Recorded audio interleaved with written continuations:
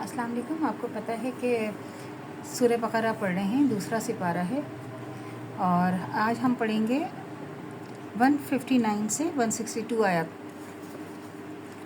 उसको पढ़ेंगे, उसको कंटिन्यू करेंगे। बिस्मिल्लाहिर्रहमानिर्रहीम।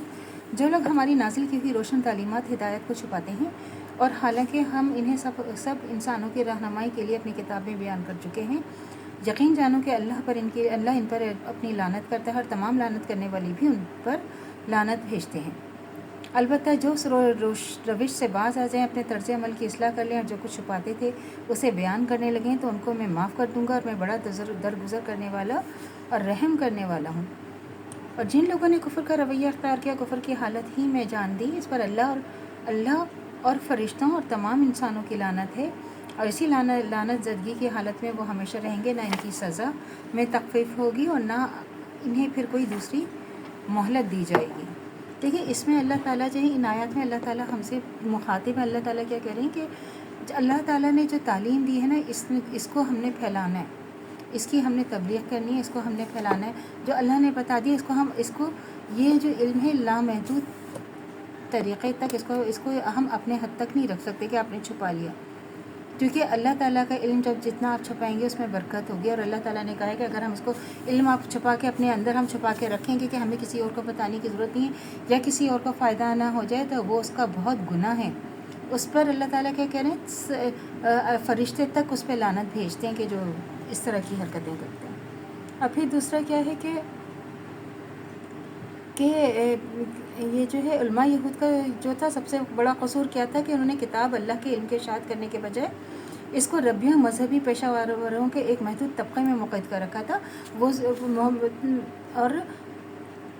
और आम खलाइक तो दरकिनार ख़ुद यहूदी अवाम तक इसको हवा नहीं लगने देते थे। और फिर जब आम जहालत की वजह से इनके अंदर गुमराहियाँ फैली तो उलमा ने ना सिर्फ इस्लाह की कोई कोशिश नहीं की, बल्कि अवाम में अपनी मकबूलियत जो है उन्होंने बरकरार रखने के लिए उसे ज़लालत बदत, जिसका रिवाज आम हो जाता है, अपने कौल व अमल से या सकूत से उल्टी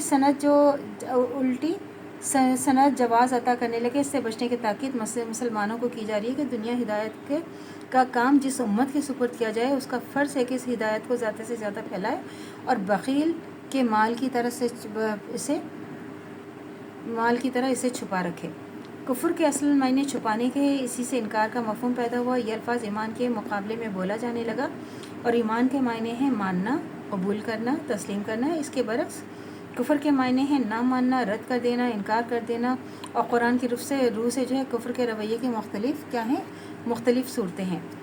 और फिर यह है कि इंसान सिरे से खुदा ही को माने और या उसके इक़्तिदार आला को तस्लीम ना करे और उसकी अपनी और सारी कायनात का मालिक माबूद मानने से इनकार करे या उसे वाहिद मालिक और माबूद ना माने। अल्लाह को तो माने मगर उसके अहकाम, उसकी हिदायत के वादे, इल्म कानून को तस्लीम करने से इनकार कर दे। तीसरा ये उसूलन इस बात को तस्लीम कर ले कि अल्लाह ही की हिदायत पर चलना चाहिए, मगर अल्लाह अपनी हिदायत अपने अहकाम पहुँचाने के लिए जिन पैगम्बरों का वास्ता बनाता है, मतलब पैगम्बरों से इनकार कर दे, नबियों से इनकार कर दे। चौथा ये कि पैगम्बरों के दरमियान तफरीक करे अपनी पसंद की, अपने तासुबात की बिना पर, तो इनमें किसी को माने और किसी को ना माने। और पाँचवा ये है कि पैगम्बरों ने खुदा की तरफ से अक़ायद, अखलाक, क़वानीन हयात के मुतालिक जो तालीमात बयान की हैं उनको या उनमें से किसी चीज़ को कबूल करने से इनकार कर दे। और 6 नंबर ये नज़रिए के तौर पर तो इन सब चीज़ों का मान ले मगर अमलन अहकाम इलाही की दानस्ता नाफरमानी करे और इस नाफरमानी पर इसरार करता रहे और दीनवी ज़िंदगी अपने रवैये की बिना अताअत पर नहीं बल्कि नाफरमानी ही रखे। तो अल्लाह से दुआ करनी चाहिए जो हमारे ईमान है मरते दिन तो कायम दायम रहे, ख़ात्मा बिल खैर ईमान पर हो। इजाज़त दीजिए। अल्लाह हाफ़िज़। मेरे चैनल को लाइक कीजिए, शेयर कीजिए, सब्सक्राइब कीजिए। शुक्रिया।